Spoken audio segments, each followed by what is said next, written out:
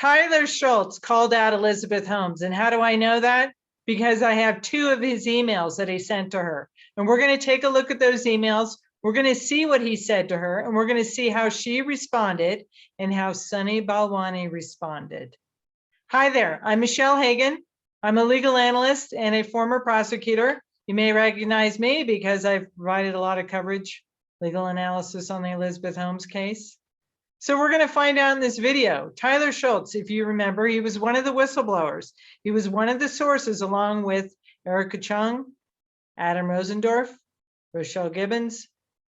They were all of the 4 whistleblowers. So if you look at my video, my prior video on the whistleblowers, they were the source to the Wall Street Journal article, to the article written by John Carreyrou that blew the whistle on Theranos. So, and I'm also going to answer the question, does Tyler Shultz need a math tutor? Is he slow to understand? Because that's apparently what Elizabeth Holmes and Sunny Balwani thought. If we look at their emails. So let's take a look at the emails. And let's look at the emails first, and then I'll tell you. All right. So there's 2 emails we're looking at. If you notice, this is an exhibit. It's actually the defense's exhibit. So Elizabeth Holmes' attorneys entered this into evidence. These are emails between Elizabeth and Daniel Young, who was one of the, I think he was a vice president. I think he was in charge of Theranos systems. And so I'm going to scroll down because we have to start at the bottom of the email here, so we get the context. All right, so Daniel Young, Vice President Theranos Systems, all right? So he sends this, and you can read this if you want, but anyway, it's from Daniel Young to Elizabeth Holmes and Sunny Balwani regarding a syphilis validation. And why is that important? Because this is one of the claims, one of the concerns that Tyler Shultz brought up, among others. But anyway, so Daniel Young says, I reviewed the validation report and the supporting raw data as summarized below. And you can go ahead and I'll scroll down a little bit so you can see this. And then he ends it with, let me know if you have any questions or if you want me to talk to Tyler. And the reason this email was generated, what he's referring to is that he'd already had conversations with Tyler and he was trying to address the concerns that Tyler raised with Elizabeth Holmes. The questions and the concerns that Tyler raised with Elizabeth Holmes. Okay, so let's scroll up here. The date of this was February 6th, all right? Then Elizabeth responds back, your fast turnaround on this was appreciated. So in other words, she's saying, thank you, Daniel Young, for reaching out and talking to Tyler and double checking the validation reports. Concerns Tyler raised. All right, now here's another email from Sunny to Daniel Young. Actually, let me go here. This is Daniel Young wrote to Sunny and Elizabeth. He's saying on February 20th that he met with Tyler regarding his questions regarding the validations. And again, if you're not a scientist, you don't have any technology, just hang in there.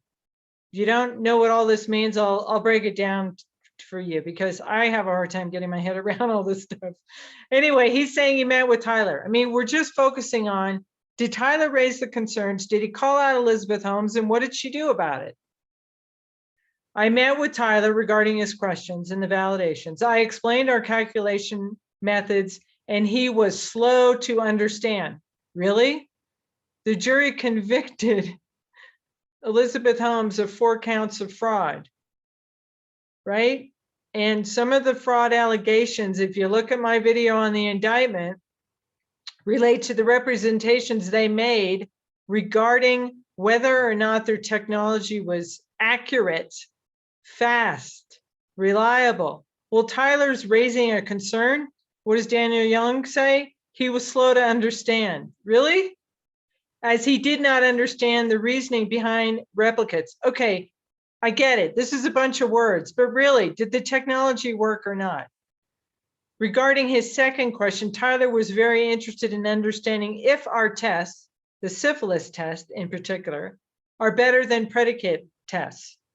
I explained to him that the performance of the test can be compared in a variety of ways, indicating precision, accuracy, blah, blah, blah. He expressed concern. Again, Tyler's expressing concern that we are claiming that our tests are better than other available tests. And he expressed doubts in the case of our syphilis test. After we met, Tyler found a 510K approved test that he thinks may have better performance than our test. So Tyler, he works there. He's one of the team. He's just trying to, I'm sure he's trying to get his head around all this and why he's not seeing the results that he would expect. And he's making suggestions, right? As a good employee would. Again, this is just my opinion. So Daniel says to Sunny Balwani, oops, wait a minute, I have to back up a second here. So, okay, so Daniel sends this email that I just read you to Elizabeth and Sunny. So now he's from Sunny, he gets a response from his email. Sunny says, where are we claiming that our tests are better across the board? Really? You guys, you might want to read the indictment because a lot of representations were made. All right, so what does Daniel Young say in response to Sunny? I don't think we make such a claim, not that I have seen on the website at least. He's referring to the Theranos website. Well, have you looked at the binder that Elizabeth Holmes gave to potential investors? Did you go to any of her presentations? Did you read any of the other materials? But Daniel Young didn't see it on the website and he wasn't aware. Okay. All right, fair point. So then Sunny says to Daniel Young, CC's it to Elizabeth. Sunny says we are better in trending, our platform is better. And in the LT, even our assays are better, since we're submitting everything to the FDA. My question is, does it work? Or are you saying because you're submitting it to the FDA, it works? But at this point, we are not making any claims. We're not making any claims around individual assays. So ask him, in other words, ask Tyler where he sees where we are making claims around syphilis or other assays. And Sunny says, on calculations, you've explained enough. In other words, you've explained enough to Tyler. If he comes back to you, you can re-explain. You can re-explain to Tyler, but the point should be what we are doing is high bar. Yeah, it's high bar, all right. And this is what FDA is used to seeing. Okay, great. In Sunny's mind, what they're doing is high bar, right? And it's what the FDA, but the jury, his trial's coming up. Next, let's see, next week, March 9th, jury selection, March 11th, his fraud trial, and he faces the same charges as Elizabeth Holmes. Sorry, having problems speaking here. Anyway, so he says, what the FDA is used to seeing, and this is what we have submitted and submitting to the FDA, and that should be the end of it. You don't have to be his math tutor. Really? You don't have to be Tyler's math tutor. And you should say as such. That's what Sunny says. Tell Tyler he needs to math tutor. Oh boy. Okay, now here's another response from Daniel. Daniel writes, I had a follow-up discussion with Tyler yesterday. So he's reaching out based on what Sunny said about the math tutor, reaching out to Tyler to further explain, I imagine. And here's a summary of what he said. He acknowledged now his understanding of the calculations, so that issue is closed, right? And you can read this, but we don't believe that the 510 that he found, rather I explained to him that these studies are idealized studies. Yeah, idealized, keyword, that do not capture actual performance in laboratory settings. Seriously, you can't make this stuff up. Okay, regarding performance claims, he seems very surprised that I had asked him what he thought about superior performance tests. And again, this is just Daniel Young, I'm sure, doing what he was told, which is to reach out and explain. And Sure, Daniel Young is passing on his understanding of what was happening. Again, just my opinion here. And then he says, the only surprising part of the conversation for me is that Tyler brought up PT, proficiency testing or performance testing. In other words, you know, were the machines working? Were the analyzers working? Were they accurate? He was aware of the recent data to CLIA, blah, blah, blah, where they were comparing. And then he says, Tyler expressed concern. Again, Tyler's expressing concern about the apparent poor performance and what was wondering how this was being dealt with. In other words, he's saying, Tyler's saying, you know, Tyler's in the lab running these tests and he's seeing poor performance. He's bringing it to the attention of his supervisor, right? And this was also given to Elizabeth Holmes of Balwani. And so Daniel Young says to Tyler, I explained to him our PT policy as it stands now. Basically, you can read this. And then he says, I was naturally disappointed to hear that these PT data were being discussed broadly, as it was the wrong thing to do with these PT samples, and it clearly creates a misunderstanding. He was naturally disappointed to hear that these PTE data was being discussed broadly. So in other words, they're not supposed to talk to their colleagues in the lab. Is that what that says? I don't know what that says. What does that say? Or I mean, what is he implying here? And he was worried about it might create misunderstandings. Misunderstandings, really? Does the technology, is it accurate or isn't it? Are these tests accurate or not? Okay, so what does Sonny respond to? Sonny's response to this email, he says, how long did you spend with him? What does that mean? This seems to be an overkill. What, that Daniel Young is explaining to Tyler and addressing Tyler's concerns? And then what does Elizabeth say? Elizabeth says, did he understand the PT point? Agree with below. She's agreeing with everything that Daniel Young said. It looks like she's agreeing that spending time with Tyler is overkill. And Elizabeth is concerned, did he understand the PT point? The proficiency testing. In other words, you know, that our validation reports of the testing, that our technology, that the results were accurate.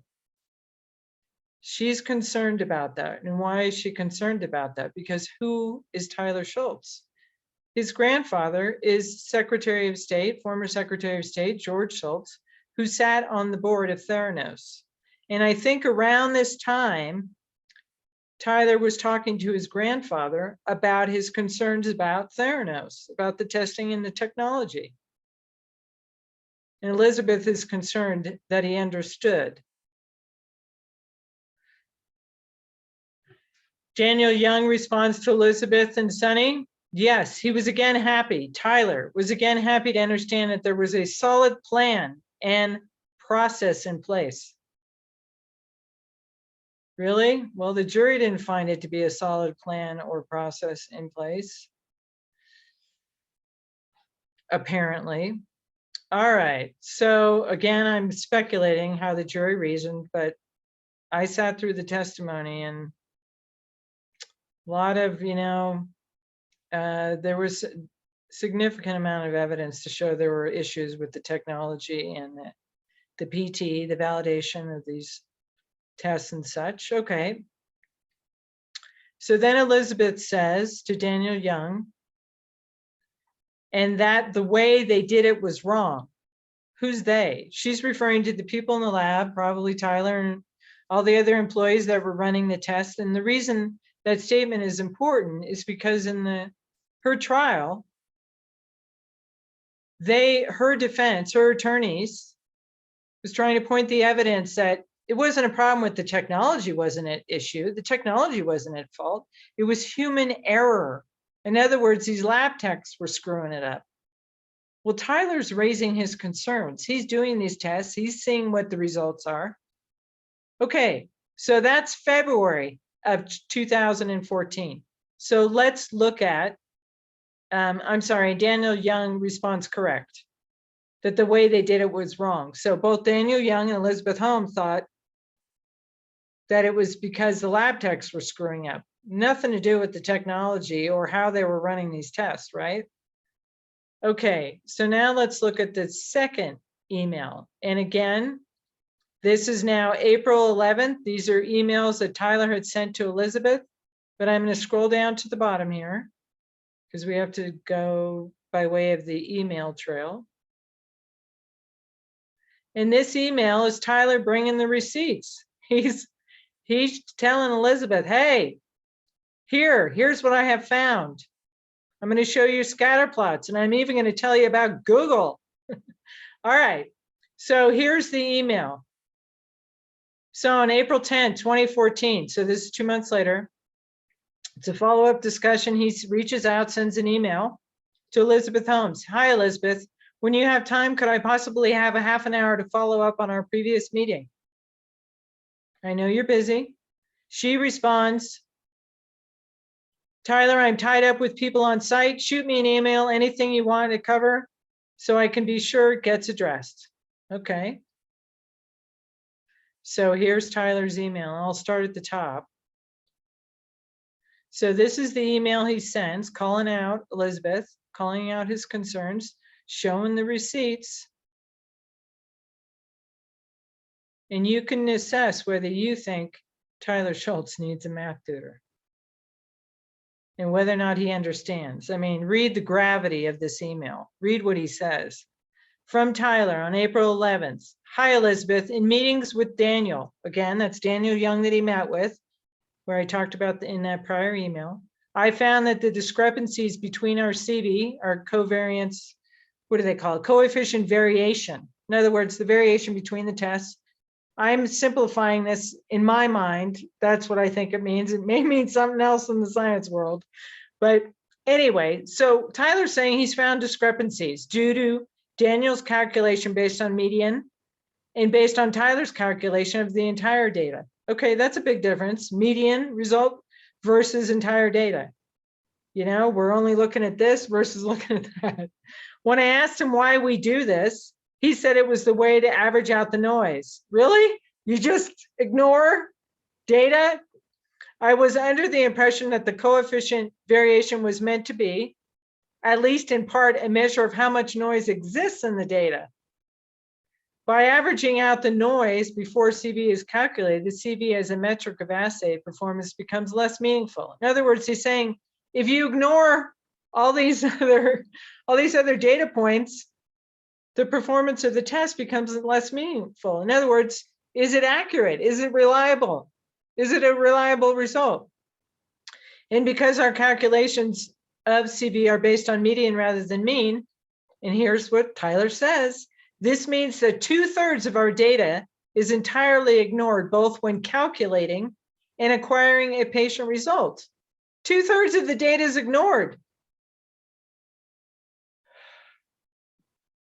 I'm speechless. I'm just speechless. You can read this paragraph. Daniel also told me that a quantitative assay such as syphilis, the CV is a metric of assay performance, is less important than it would be in quantitative. Okay, Tyler says I agree with him. He's given it to him. Yeah, that's fine. At the end of the day, blah, blah, blah. However, given the high variation in our data set, high variation, they're supposed to be giving accurate results to patients on blood tests. However, given the high variation in our data set, it's not surprising that when using a strict antibody index, blah, blah, blah, our sensitivity was only 65% the first time we tested. The 80%. Aren't they supposed to be higher than that? Isn't that like a D on a test? The first issue I have with this is that there is no penalty, blah, blah, blah. Okay, then he says, tellingly, out of the 247 patients that we tested, 66 of whom were syphilis positive, more patients fell into our equivocal. That means we don't know, they do, is it positive or negative? Equivocal zone that we correctly diagnosed as being positive. Oh boy. Most people fell into the equivocal zone, not unequivocal. Equivocal means maybe they have it, maybe they don't have syphilis. Oh boy. He's bringing the receipts, man. He's telling him. He's blowing the whistle here. I then asked Daniel if he thought our syphilis test was truly the most accurate and most precise syphilis test on the market, right? He said that Theranos doesn't make that claim to have the most accurate or precise test, and that if I could find any marketing materials that make such claims, that I should forward them to him. A quick Google search yields a handful of articles that explicitly makes these claims. In other words, they were making claims that the syphilis test was the most accurate and most precise according to Tyler's Google search, where he found a bunch of articles where those claims were made. Daniel agreed that the authors were making sweeping statements, sweeping statements about our assay performance, but noted that Theranos never directly made any of these claims. Well, you might want to read the indictment. Please read the indictment video. Look at the indictment video and you will see the allegations that the prosecutors allege and that Elizabeth Holmes was found guilty of. It's making, false claims that the technology was accurate and reliable to the investors, right? So quick Google search and he finds these claims out there. Daniel agreed that the authors were making sweeping statements, but noted that Theranos never directly made any of those claims. Well, I think a jury, the Holmes jury, might disagree with you on this one. If we established institutions such as the Wall Street Journal, if well-established institutions such as the Wall Street Journal have published misinformation about Theranos, it seems it would be in our best long-term interest to correct this information, right? He's telling him, hey, I found it in Google. We're making these claims. We need to correct this in order to uphold our image of bringing transparency to blood testing. He's telling him, he's bringing the receipts. He's saying, hey, look, do a Google search. You'll see that we make these claims. Could we please correct the information to uphold our image of bringing transparency to blood testing? Then he says, I then thought back to our previous discussion, his previous discussion with Elizabeth, when I asked Elizabeth about our claim of having a less than 10% variance for our essays. We checked the Theranos website together. They checked it together and found that we only make this claim for vitamin D. So Elizabeth and Tyler checked the Theranos website. They found that they only make that claim for vitamin D. I checked the two-tip validation data. Now they're running this, when they were running the two-tip at that time, and found that the CVs for our 3 levels were 18, 16, and 19, not under 10%. He did his own testing and he found that the variances were 18, 16, and 19 when calculated based on the median, and 20 and 23% and 25% based on the entire data set. So whether you apply the median approach of median data or you look at the entire data set, it's not even less than 10%. That's what he's saying. He's bringing the receipts. And he shows, how does he do that? Scatter plots. You got to love this guy. Scatter plots of the results from the vitamin D precision testing that he did.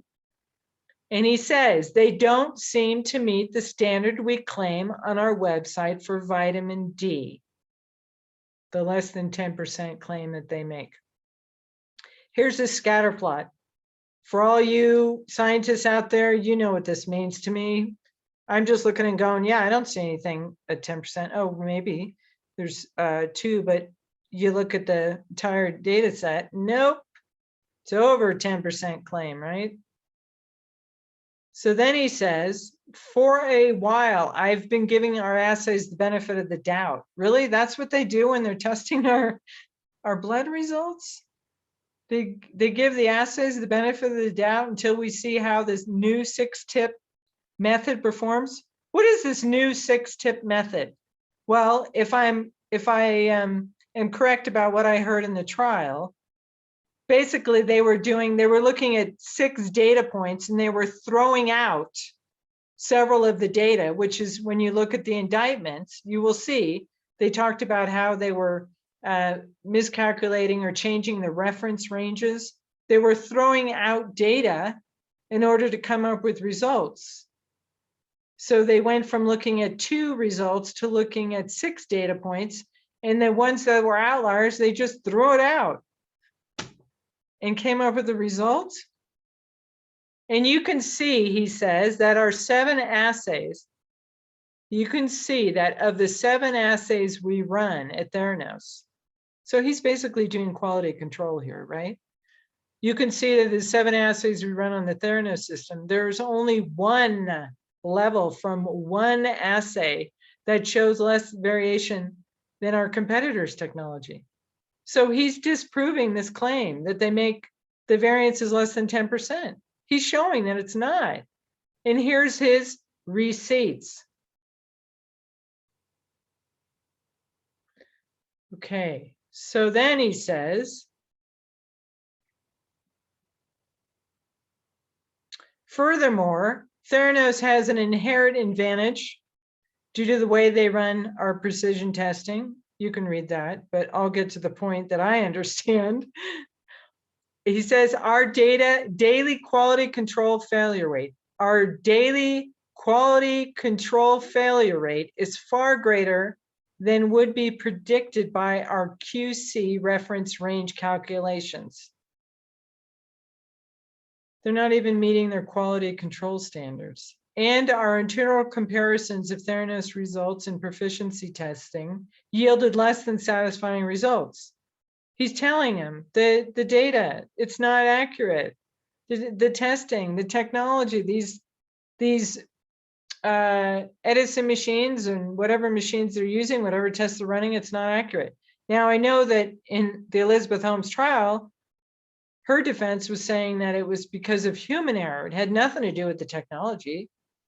It's because, I guess, and again, I'm just going to paraphrase this, and don't anyone be offended by this, but, maybe she's just trying to say, they were trying to say that it's because these lab techs were incompetent.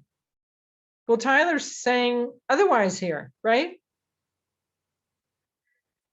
He says but we should examine our daily QC results as if it were a prolonged precision experiment to more accurately evaluate long-term performance.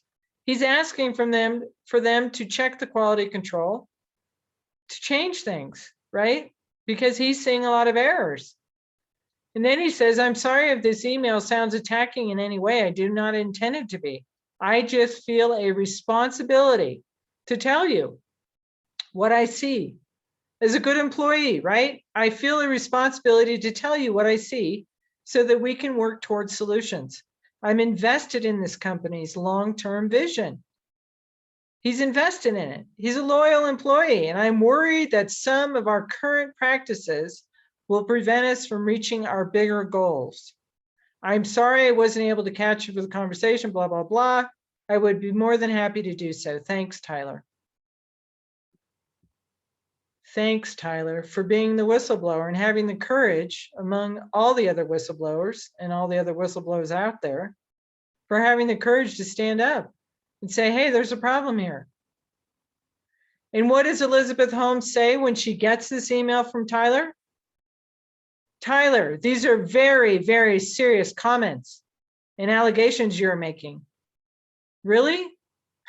That's how you respond to him raising concerns. I'm going to have the teams go through this line by line, so it will take some time before I get back to you on this. I think she's realized this is April 11th. And I think Erica Chung was quitting right around this time. And I think this is after the time that Erica and Tyler met with Secretary Shultz to talk to him about some of their concerns. I think I'm right about the timeline on that. But anyway, Elizabeth says, I'm very, very serious. These are very, very serious comments and allegations you're making. Yep, he's put her on notice. And what does Sunny say? She sends it to Sunny and she says FYI to Sunny. Very interesting. Well, the jury in the Holmes trial was given these emails, and I imagine in the Balwani case coming up, prosecution maybe offering these, or maybe the defense, maybe Mr. Balwani's defense will be presenting these. I think maybe the defense in the Holmes case intended, I don't know, speculating, they intended these emails to show that Tyler misunderstood and that, maybe he does need a math tutor. I don't know. I'm joking here, okay? So anyway, tell me what you think. What do you think? They were put on notice. Tyler brought the receipts. He explained. I mean, I understood what he was saying, and I didn't, I don't have a science degree. I don't know, I just looked at it as a big picture here. He's raising concerns as an employee would. And it's right around the time when, I'm sure they're getting concerned about questions being raised, when they have a focus on making sure, that the tests are accurate and reliable, right? And Tyler's pointing out that he's not seeing that. He's letting them know that. So hats off to these whistleblowers for having the courage, to come forward. And, because we do know that the Centers for Medicare did an audit on these labs and found that, there was the testing that they were doing was potentially putting patients' lives in jeopardy. And they shut down the lab. And, Tyler was telling them that he has concerns. So he brought the receipts, and my analysis, he doesn't need a math tutor. And no, he's not slow to understand. He saw exactly, and he raised his concerns. So let me know what you think. Do you think Tyler needs a math tutor? Thank you very much for watching. Please like, subscribe, and share. Thank you to all of you subscribers. Please leave a comment. I enjoy reading your questions and responding to them. Thanks again for watching.